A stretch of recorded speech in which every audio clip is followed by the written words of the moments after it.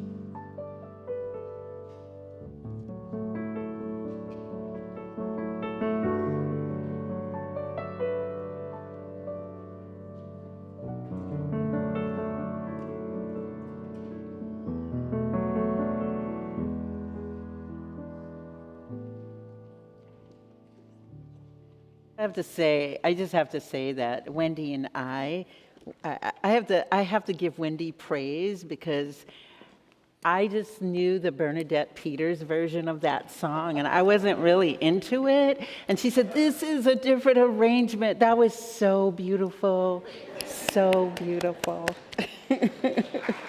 Thank you, thank you. Shall we not praise this cosmic accident? Give thanks.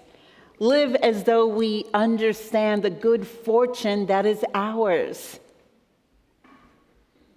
It is by the barest chance we live at all. Existence for us is on the margins of possibility. We are lucky to be alive, fortunate to be here, and our continued life on a cosmic speck is contingent. Yet here we are celebrating the mystery of being, breathing in air that just keeps us alive, ingesting food that keeps us in the land of the living. What are we to do with this miracle while it is ours? What will we make of this creation we cannot comprehend, but in whose beauty we live, fragile and delicate creatures who have become resilient and at times courageous? We, riders on a far-off planet, circumnavigating a peripheral star in a remote corner of the universe, our products of accident, cosmic or divine, we know not which. Shall we not rise up and cast our eyes to the furthest star, listen for the music of the spheres in which we whirl, gather our siblings together with us in joy? As we light our chalice this morning, let us then make every breath an act of gratitude, cherish every moment we are privileged to share. Thank you. Good morning.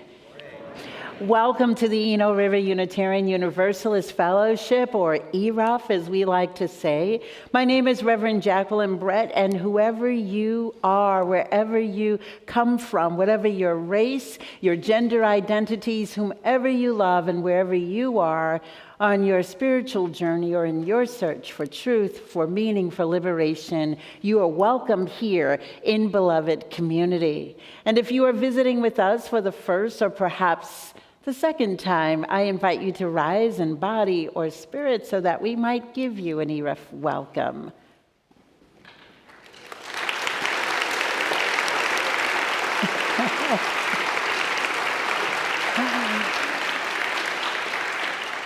Welcome, welcome, welcome.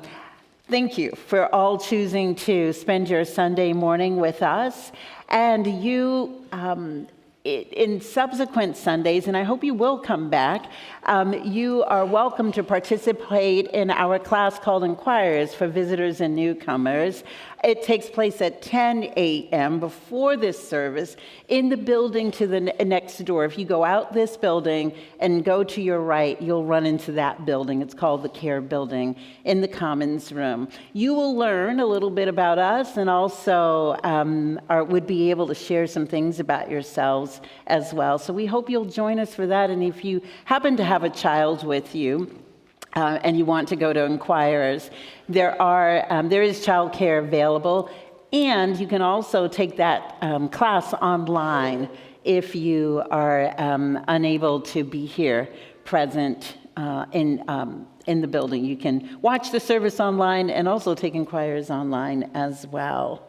So I have a few announcements this morning. Microphones. We've got microphones. We are actually doing a test, the sound test, in the room because we were approved by a very generous grant from the Eno River Fellowship Foundation for new sound equipment. So right now we're collecting data. Yes. Well needed. If you have not already done so, we need you to fill out the Pulse survey. It's a very important document for those of us who are the ministers and our senior staff. We use that data that you put in that survey to help us to plan programming and to also get some feedback around what's working and what isn't working so much. We read it all and we take it into account. We are celebrating our 60th anniversary this in April primarily, but our first event is actually taking place next Saturday on March 28th. Our artist in residence, Jackie Shelton Green, who is North Carolina's Poet Laureate, is giving a workshop. I know that it is a big day with another big event happening. And as I said, since it's no King's Day, we will have Queen's Day here with Jackie Shelton Green. So if you want to participate in that, you'll notice that there's some posters around with our anniversary events. We need you to sign up for it so that we know how many people to accommodate. Also, we want you to, if you want to attend the gala on April 18th, we are having a big event the evening of April 18th that will celebrate both our anniversary through dinner and a concert by Melanie DeMoore, who is a wonderful singer-songwriter who's coming here from Oakland to give us a concert on Saturday night. So we need you to sign up for that, so we also know how much food to have available. This is also a multi-generational night. There is an event for the children, a special event, but we need you to sign them up as well. So if you go on those posters or in e-news, you'll see a QR code that would allow you to RSVP. So the last thing, if you were signed up for my class that was supposed to take place today, you should have received an email that I've had to postpone it. And for those of you who didn't sign up but were planning to come, I've had to postpone the class. And the reason is that I am traveling internationally today and received an email that I need to be at the airport very, very early. So I will be, and this is due to all that's going on with TSA. So I will set another date for this class, and you will get to find out when that is. So we will do that probably in May. That's what I'm thinking as of now. So stay tuned. So why don't we, now would be a great time to turn all of your devices down to worship mode. And let's center ourselves into this time and this place.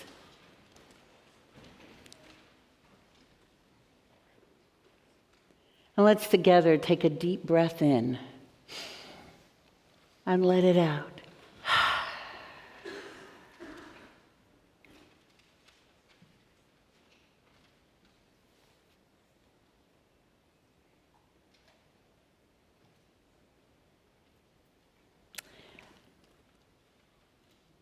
Okay.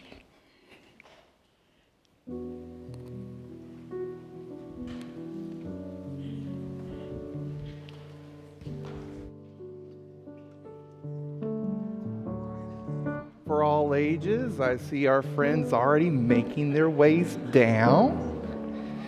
Come on down.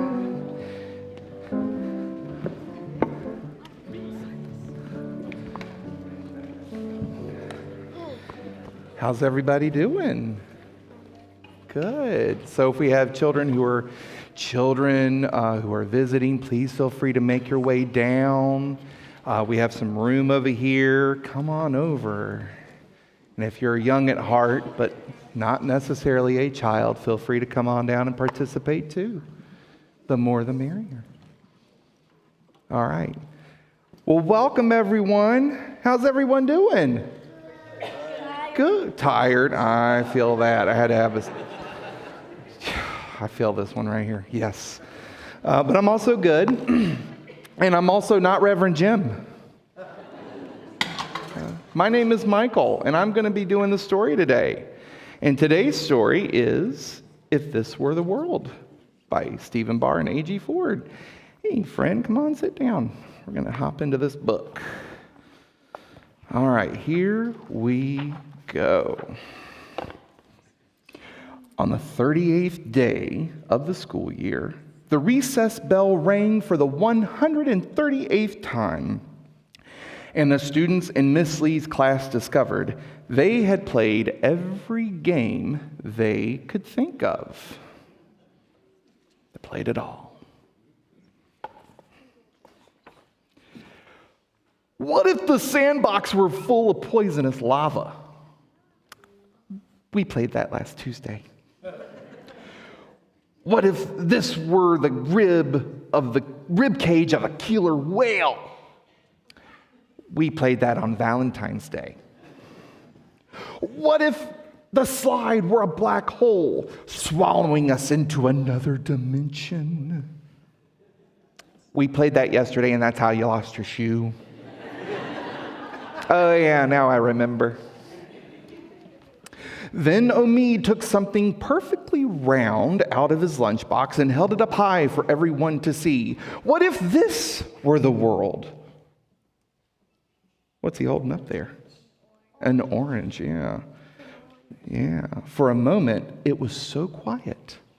You could hear a popsicle stick drop. Yeah.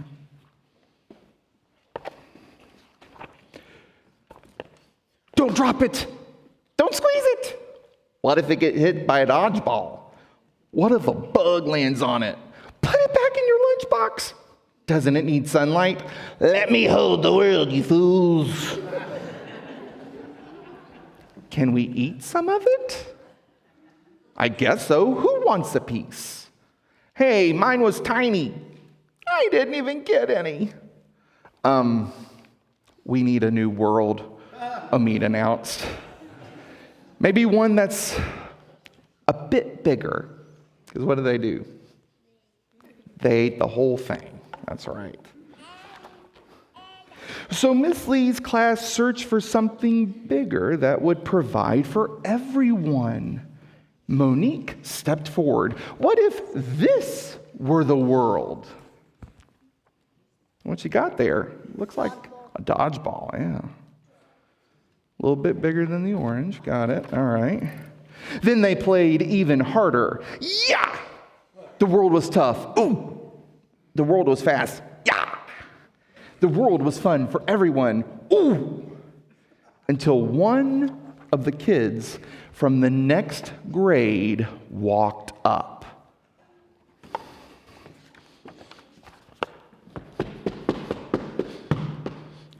I want your dodgeball.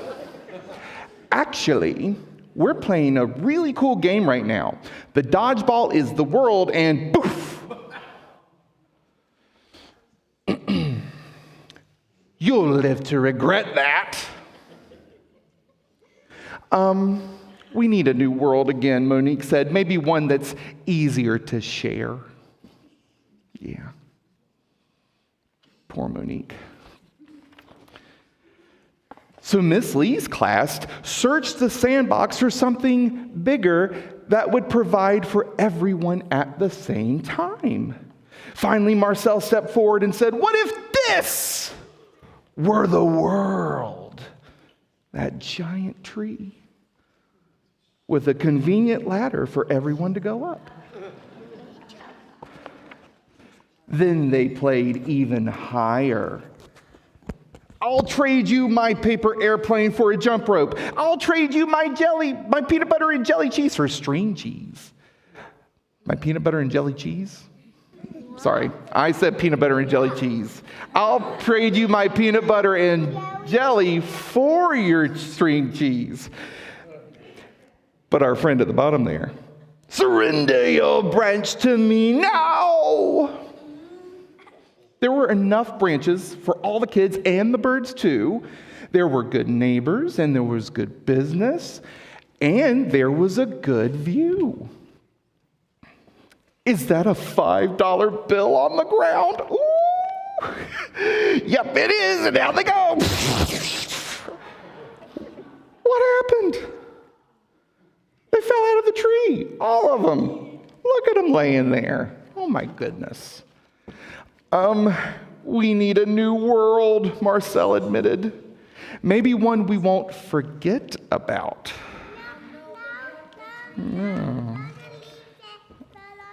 They did. So Miss Lee's class searched the whole playground for something bigger that would provide for everyone at the same time, as long as they looked after it. As long as they looked after it. What are our options? What if this were the world, but it's flat? That won't work. What's your point? What if this were the world? Then I would give it to you. Oh, so sweet. What if Andy were the world? Nah, I'm too busy. What if Dan's shoe were the world? I'm probably going to lose it again. Curses! That world is getting away! There's a world on the cat's collar right there. The cat's collar is the world. Miss Lee's class had searched everywhere for every world they could think of until everything was eaten up, crumpled up, blasted away, or busted. Is there anything else we can use? Something big. Something easy to share. Something we won't forget about. That's when Nabia remembered. And she stepped forward. What if this were the world? For a moment, it was so quiet, you could almost hear the earth spinning. Can you hear it? And then they played their best. And so I hope we're going to play our best. ERUUF is our world in this sanctuary, in this campus. And the story that I take away from that is we got to take care of our world. So I hope you all will learn how to take care of your world. We're going to sing you out with Peace, Salam, Shalom, and you will be off to the care building and Ari. Huh?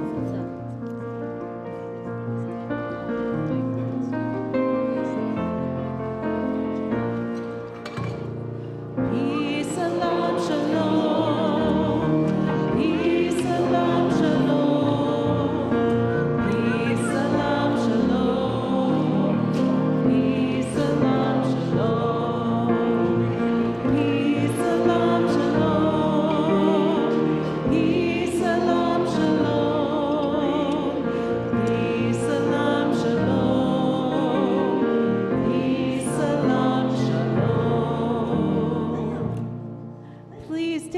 to turn and greet your neighbor, especially if your neighbor is someone you don't know.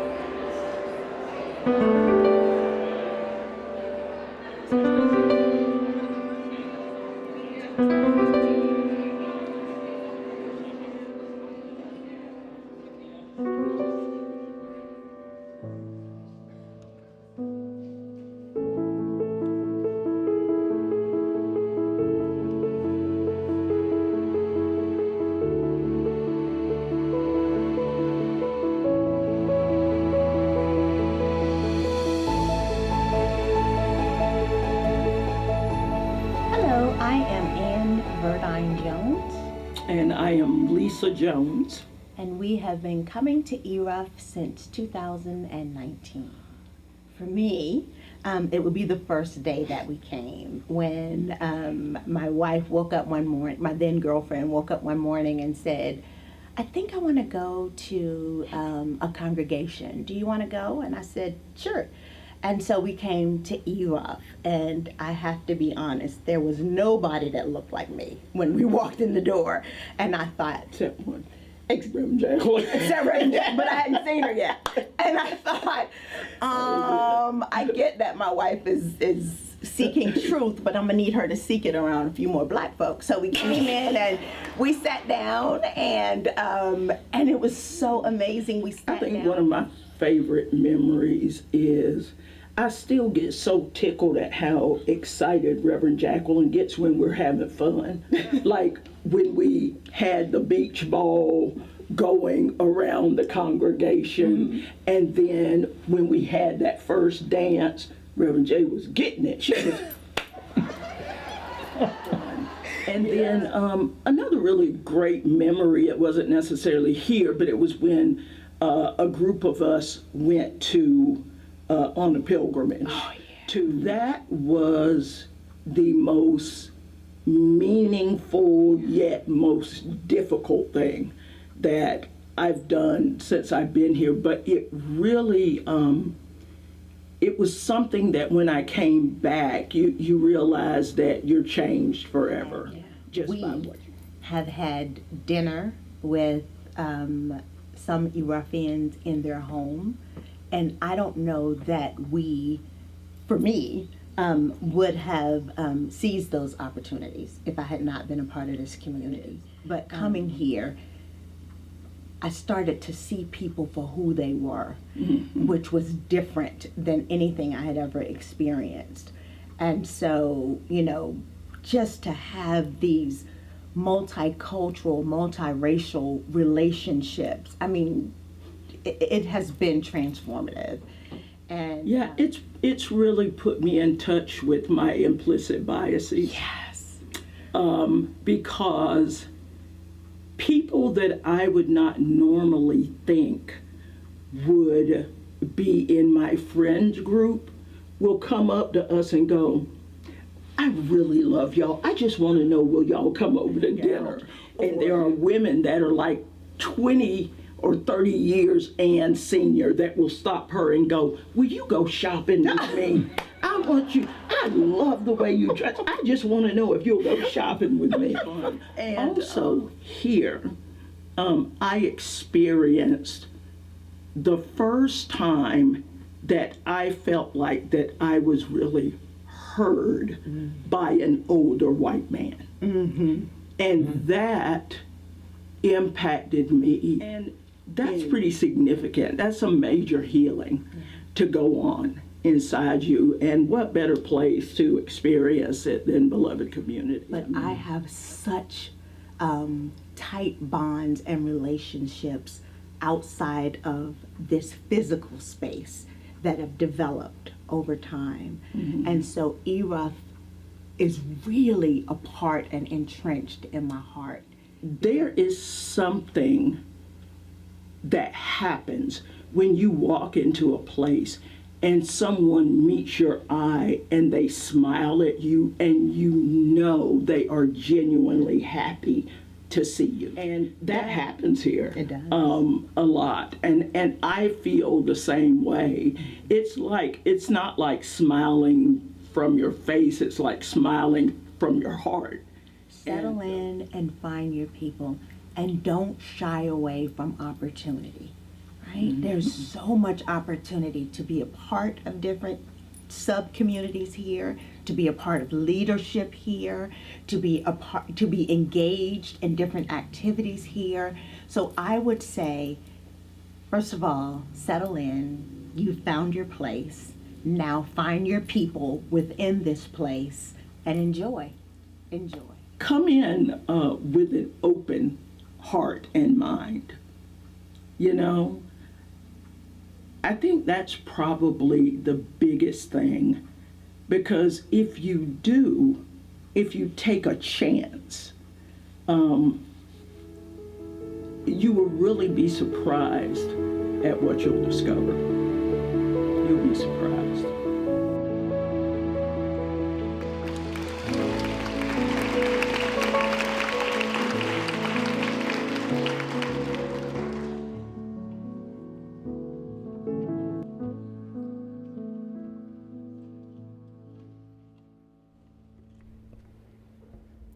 Good morning, ERUUF.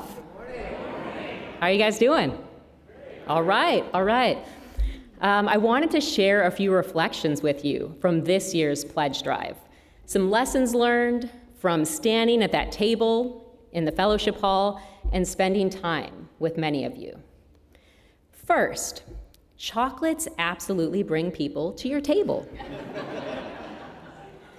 Adults will quietly take one, avoid all talk of the pledge drive, and slip away before they can make eye contact.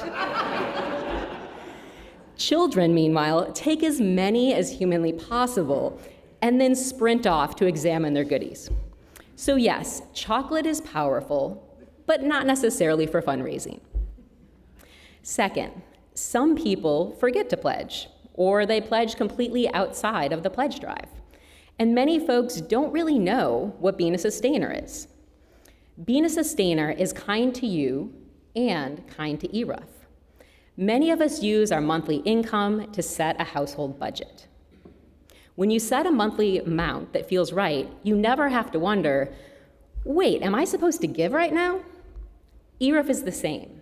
Sustainers give ERUUF the gift of stability when building their budget. You can do this today, or on this little pledge card. Third, today is our celebration of the end of the pledge drive, and I am pumped. Some of you love being last day heroes, right? Do we have any last day heroes in the room? Okay, all right, this is for you. Fill out your pledge card today and you will be a hero. You can drop it in the pouch during the offering, you can bring it in the office, and we have a reward for everyone, even if you haven't pledged. We have cake after the service. It is real cake. It is buttercream filled cake. It is vegan cake, and it is gluten-free cake. A cake for all people. They are 3 separate cakes. So fourth, many of us give generously to small nonprofits and mutual aid efforts, and that's amazing. But when you think about it, ERUUF is also a mutual aid organization. We fund this community ourselves. The UUA doesn't give us money. We actually give the UUA money. We are supporting our own staff, our own grounds, and our shared dreams. There is no mysterious benefactor waiting in the wings. It's us. We're the ones our elders were preparing. And lastly, with a budget of over $1 million and over 800 members and counting and so many friends, it can be tempting to divide numbers and guess what everybody should give. But that's not equitable. We are in different places in our lives. I wasn't able to give as much as a single parent working in local government, but as my circumstances changed, I could give more. We each need to give what feels right. And just as many of us expect cost of living increases and a living wage, our staff deserve the same. If you're able, we're recommending a 10 to 15% increase this year. Thank you for your generosity, your presence, and for making this community what it is. And as we come to the close of this year's pledge drive, I first want to thank those who answered the call to help with this drive. Your contributions are seen and very much appreciated. And I also, like Mel, after hearing from many of you over the last few weeks, have been reflecting on that experience. And to me, what came to mind is the idea of a culture of giving. A culture of giving is not about obligation, it's about belonging. It's about each of us recognizing that this community, this place that nourishes us, challenges us, and holds us, is something that we create together, sustain together, and pass on together. Our pledges help make it so. Our congregation is growing. New faces are becoming part of our shared story. Our programs are expanding. The needs are deepening. And alongside that growth comes a responsibility to ensure that our staff receive a fair wage and that we cover their health care, which is increasing by 25%. And we also have sufficient staff for the work to be done in the hours that we pay them for. We need to remain present, strong, welcoming, and transformative for everyone who walks through our doors for the next 60 years. Our pledges will help make these goals possible. A culture of giving also means that we show up for one another in times of joy and in times of hardship. We bring meals, we offer care, we stand beside one another in moments that matter. That kind of community doesn't happen by accident. It is built, sustained, and resourced by all of us. Our pledges help make it so. It's important to remember there is no outside source funding this work. This isn't NPR. There are no corporate sponsors or distant institutions underwriting our mission. It's simply, wonderfully us. And I believe deeply that we are enough. We are the secret sauce. Our commitment, our generosity, our shared belief in what this beloved community can be, our pledge helps to make it so. If each of us gives thoughtfully, generously, and in alignment with our capacity, we are enough. Enough to meet this moment, enough to support one another, enough to ensure that this community continues to thrive, not just for ourselves, but for those who will come after us. So as we close this pledge drive, I want you to consider not just what you give, but what it means. For me, it means that I believe in this community. I'm part of this community. When I need you, you are there. I'm helping sustain this community. Let your pledge help make it so. Thank you.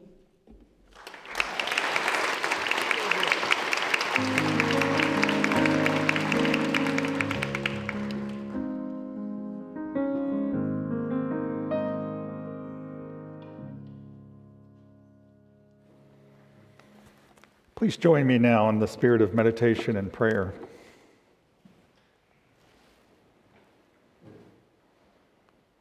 Spirit of life, we give thanks for the gifts of this day, the warmth of community and connection we share, the shelter of shared values that hold love at the center. Let us take a moment right now to slow down and remember the light that calls us to put love into action. Each week we hold in our hearts joys and concerns.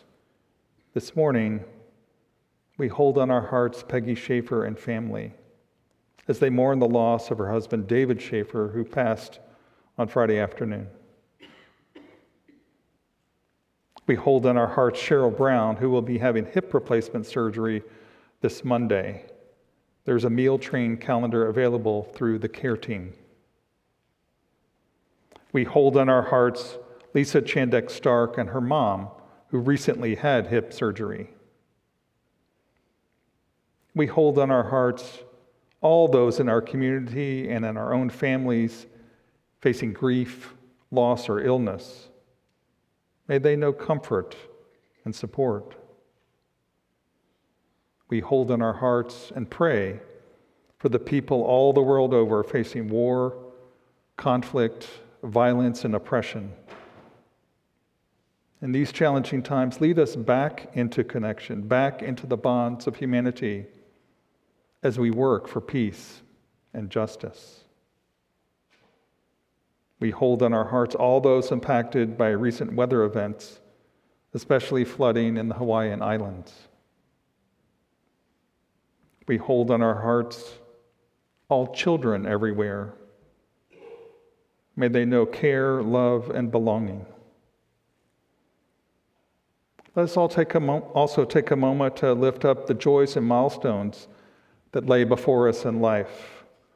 We lift up the joy of this community as we prepare to celebrate the 60-year anniversary of the fellowship, acknowledging all the commitment and generosity that make it possible for us to continue to gather as a community. May we continue to celebrate these moments on the journey together. In a spirit of unity, we lift up all of our prayers and blessings and honor this moment in silence.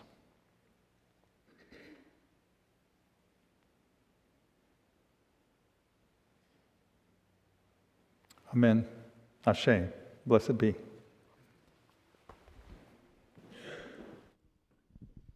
Our meditation hymn this morning is Breaths. It's hymn 1001 in the Teal hymnal. The lyrics are on the screen.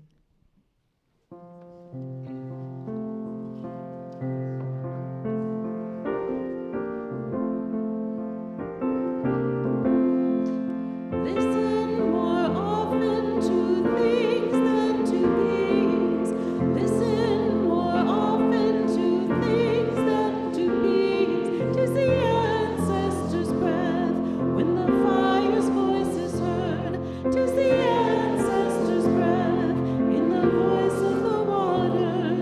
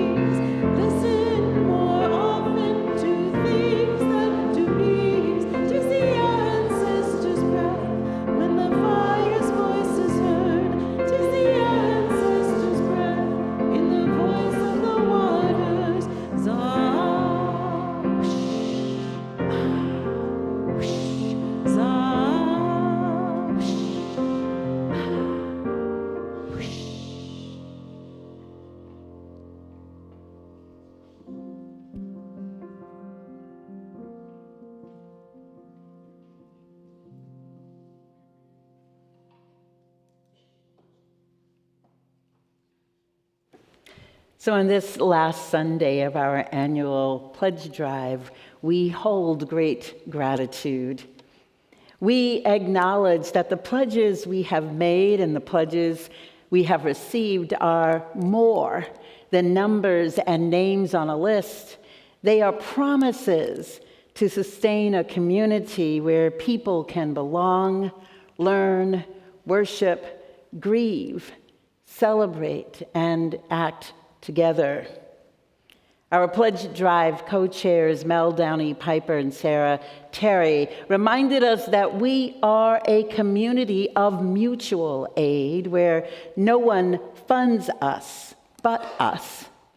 They remind us what it means to nurture within ourselves a culture of giving, of generosity, of showing up for one another in times of joy and hardship. And as Sarah so aptly said, we need to remain present and strong, welcoming and transformative for everyone who walks through our doors for the next 60 years. And this is all so very important because though the purpose of our annual pledge drive is to fund our operating budget for the coming year, it is also so much more than that. It is a moral and ethical statement that conveys who we are as a people and the choices we're making today for the future of this community, whether it's 1 year into the future or 60. My great gratitude to you both, Sarah and Mel, for your steadfast commitment, for the joy and sense of fun and inspiration you've brought to your labors, and for the work on behalf of this year's pledge drive that you will continue to lead even after this Sunday's activities are complete. And thank you for the chocolate cake. I heard that it was going fast, so they brought some to my office. So each year, planning for the pledge drive provides me with an opportunity to reflect upon who we are collectively at this moment in time. As I reported to some of you last week, we currently serve 805 members, 371 active friends, and 153 children and youth. It's important that you know this, that we all know this, because it means in this moment we are serving in one way or another over 1,300 people within this community. In my contemplations, I have asked, who are we collectively? In the larger fabric of our city, in our Triangle region, or in the state of North Carolina, or more broadly in the Southeast? And zooming out even further in our country and in our world. I deeply reflect upon how the actions and decisions made by those in other spaces and places in our city, state, country, and the world impact us in this room and our neighbors who are not in this room. It is very often the decisions of those who are elsewhere that cause many of us to seek out a space such as this space, this room, virtually or physically, for safe haven, for refuge, and for community. Last year, as I began to reflect upon our pledge drive amid the new chaos we realized we were now living in, I invited both the adults and children who were present here one Sunday to name a word or brief phrase that signified your dream, your vision of the world your hearts believed was possible. And we placed these words into a word cloud in real time as a representation of the world, which became the symbol of our pledge drive last year. Everyone was encouraged to pledge and to also take an action, even the smallest action, toward bringing into being their vision of that world using the word they had declared within it. The intention behind this suggestion was not that our present world would suddenly become magically transformed, but that we would remember and embrace our agency. That rather than give up or give in or succumb to despair, we would set about the long-term, ongoing work we needed to become engaged with if we, and I do emphasize we, wanted to create a response to the chaos, to become resilient, imaginative, to form within ourselves a firm resolve that if we are about the thriving and well-being of all, we succeed only by committing to it together, by bringing the energies of our faith, that is our trust that we are creating that which we cannot yet see, which we may never see in our lifetimes. And I know that some of us here struggle with that notion. But we plant the seeds and till the soil, not simply for ourselves, but for our children and our children's children, and all the children are our children. Can I get an amen on that? Amen. That's right. For the well-being of our neighbors and their children, who are also our children. Another amen? Amen.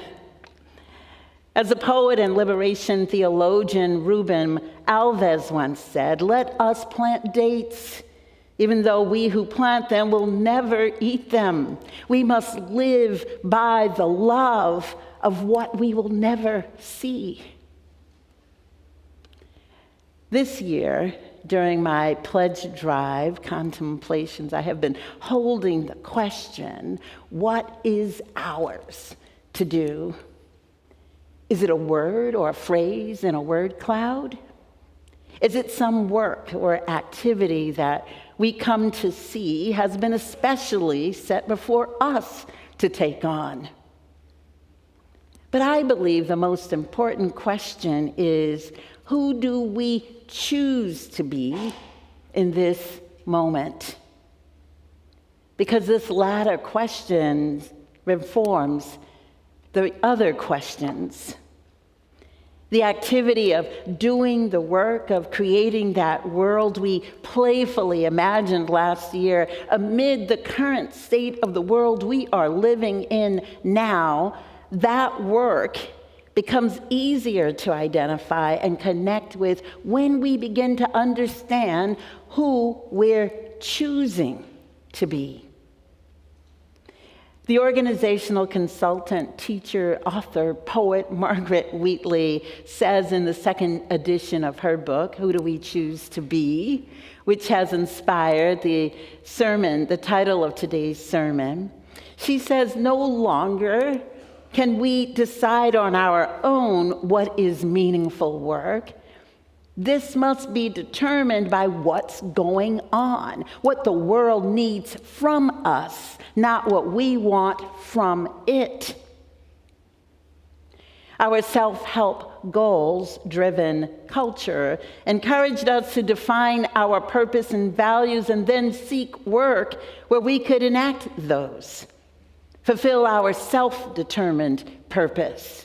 Using purpose to choose our work was very powerful for many of us, myself included, she says, and myself included as well.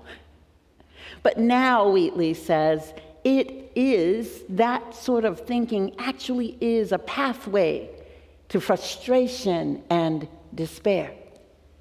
All of us who work so hard to change this world are heartbroken. We are good people who have had noble aspirations for how we wanted to contribute. And now, that same potent aspirational energy is needed to step forward into the world with a different orientation. Our purpose transforms to serving whatever is needed, not what we predefined as purposeful. We open to the world that is, curious to discover what is needed from us, willing to engage on the world's terms, not ours, and then meaning finds us, not in grand gestures and large-scale projects, but moment to moment when we are available and willing to stay present. Susan Hazlett is going to share a story from her life related to this.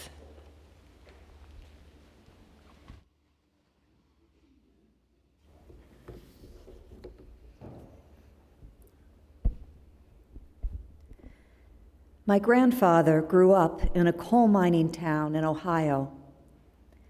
His father ran the company store and disappeared when he was 8 years old, perhaps murdered by the mafia for refusing to allow gambling machines in the store, but nobody knew for sure.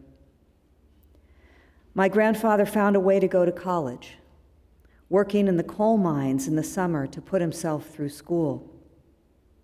After college, he worked as an encyclopedia salesman and married my grandmother.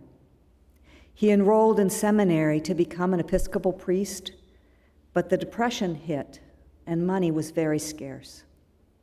My grandmother was making baby clothes and selling them in the subway stations. My grandfather was borrowing books from classmates since he couldn't afford to buy them. At one point, my grandfather, whose name was William Crittenden, decided he had to drop out of seminary. They simply couldn't make ends meet, and he had to feed his growing family. He went, with a pile of books, to the room of his classmate to return them. The classmate wasn't home, and at that time and place, doors were often unlocked. My grandfather came into his classmate's room to leave the precious books on his friend's desk. Centered on the desk, he saw a small card. On it was written, "Pray for Crittenden." My grandfather paused, then took the books home and remained in seminary. He became an Episcopal priest and later the Bishop of Erie, Pennsylvania, where he actively protested the Vietnam War and worked for civil rights, one of the many who made a difference. What's going on in our nation and in our world is frightening and often overwhelming to me. I wish I could change the tide of authoritarianism, stop the violence of the bombings and ICE raids, marshal the world's resources to reverse climate change, create justice for everyone. I can feel so small and helpless in the face of these overwhelming forces. But as I've been trying to understand how we got here, one thing has become more clear to me. What we do matters. What I do matters. Right here, right now. That old bumper sticker is more relevant than ever. Think globally, act locally. Communities that nurture love and justice matter. Inclusivity matters. Intentional behavior matters. In the interdependent web, of which we are an inextricable part, our behavior reverberates. We are actively creating the world. Our lives, our actions touch many lives. What impact do we want to have in this vastly interdependent world. When we are grounded in love, when we build community, when we participate, invest, engage, reach out, when we extend ourselves to offer safety, respect, encouragement, connection, it matters. I don't even know how to describe my feelings of wonder and gratitude when I think of the writer of that small card that my grandfather saw, expressing his care and hope for my grandfather. The writer didn't even know my grandfather would see it. Yet it changed the course of his life and, to some extent, the world. Small things reverberate. Love is powerful. What we do matters, right here, right now.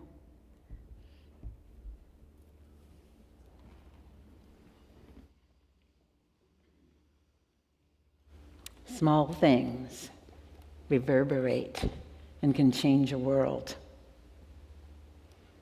So who are we choosing to be? I believe we are choosing to be a community that recognizes interdependence and acts upon it. Our gratitude then is not passive. It is an affirmation of our collective intention. We hold with gratitude memory of those who came before us, the ministers, the volunteers, the early donors, the founders who made this future ERUUF possible. We remember neighbors and partners whose hands and voices joined with ours.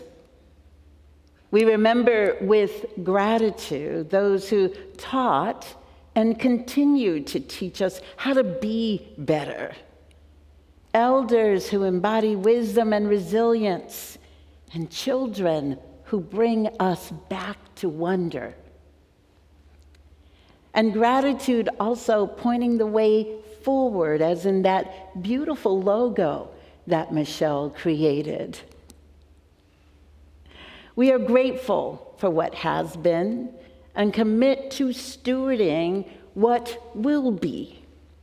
Commitments to care for the generations who will inherit this community's efforts today. To tend the spaces where belonging becomes possible, and to invest in the resilience required when hard work meets inevitable setbacks. Stewardship asks us to choose long horizons over short-term fixes. It asks us to choose relationship over convenience. In her work, Wheatley also reminds us organizations are human communities created to accomplish a shared purpose and organized to survive. That survival depends on more than money. It depends on the quality of our relationships and the clarity of our shared purpose. The act of pledging and the ritual of gratitude that accompanies it makes visible the web of care that binds us together. Who do we choose to be? Do we choose to be custodians of a comfortable past, preserving rituals for their own sake? Or do we choose to be a living, breathing faith community that adapts our form while holding fast to our deepest values and commitments? Humble enough to change course when it's needed, and bold enough to invest in what is necessary for flourishing. There is also another dimension of gratitude worth naming, and that is gratitude as liberation. by practicing generosity and gratitude as a spiritual practice that acknowledges privilege and questions systems of exclusion. We refuse to mistake gratefulness for complacency. Our deep gratitude fuels our commitment to dismantle structures that deny people their dignity. Our pledges are invitations to be present, to be responsible, and to be accountable. They are invitations to walk beside one another in relationship. Wheatley points out the necessity of relationships and belonging when she says, life is an unfolding of relationships. Everything we want to do and everything we want to accomplish depends on relationships. So if this is so, then our pledging is actually a relational act, a commitment to continue mutual aid, a pledge to keep each other in the circle of care.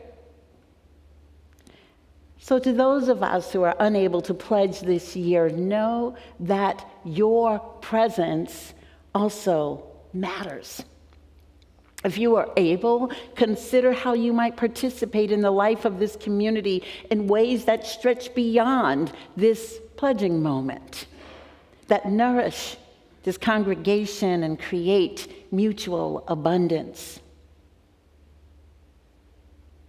May our collective gratitude ground us in truth and loosen our hands for justice. May our pledges be more than numbers.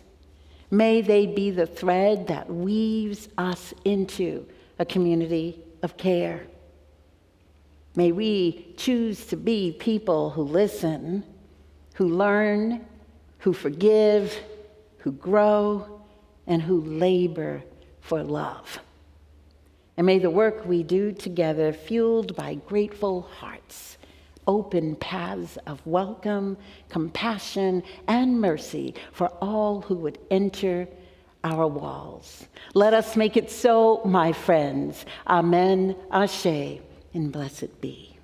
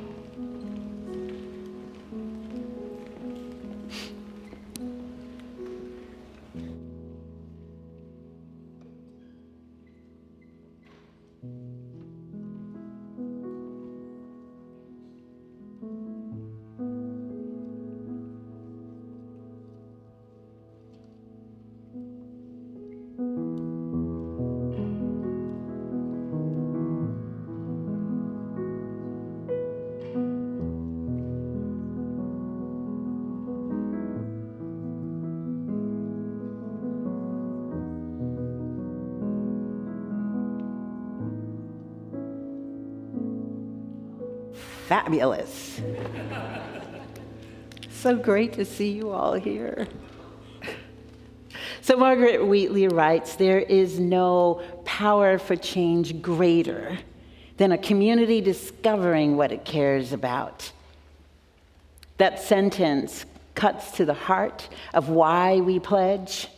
Our pledges are not merely financial acts, they are declarations of what we care about.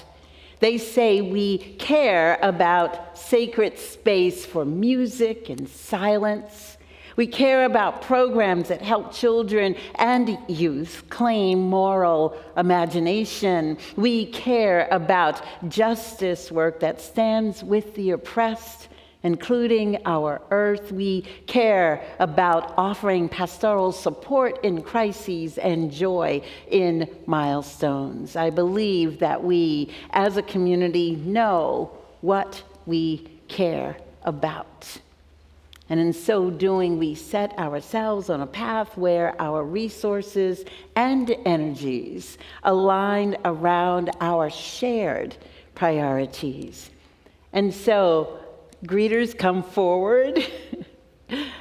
And as you pass the pouches, those of you who have not yet made a pledge, even if you are a friend of this congregation and you believe that the fact that we are here is important, I invite you to grab the pledge card that's in your pew rack and consider making a pledge.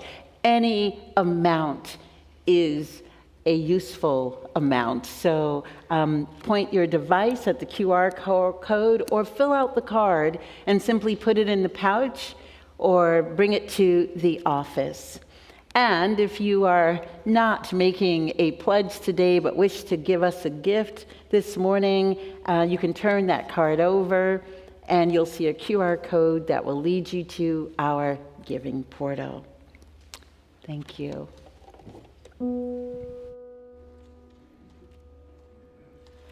My feet are rooted to the ground.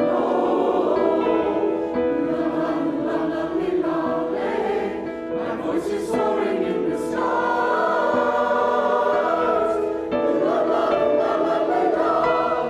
I am tied to the past, beautifully tangled with you. Hand in hand we look to the stars. Here, take this gift. It's not mine to keep.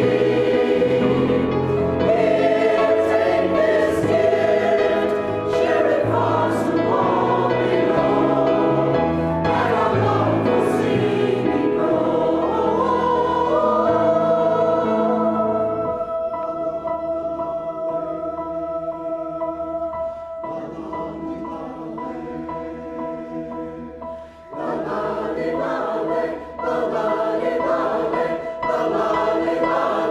My feet are rooted to the ground.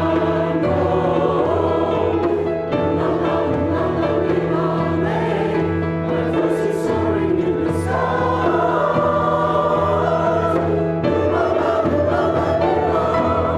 I am tied to the past, beautifully tangled with you.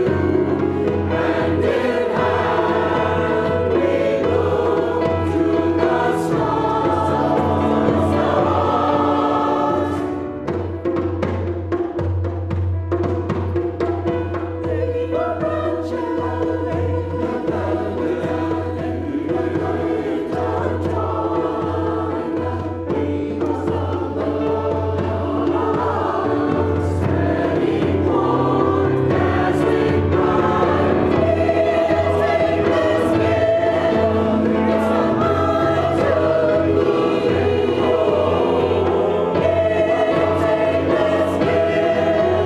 Share it far so all we know. Let our love for sing and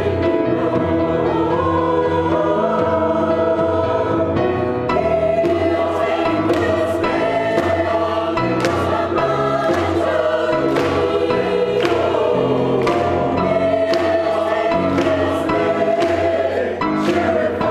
Let our love for sing and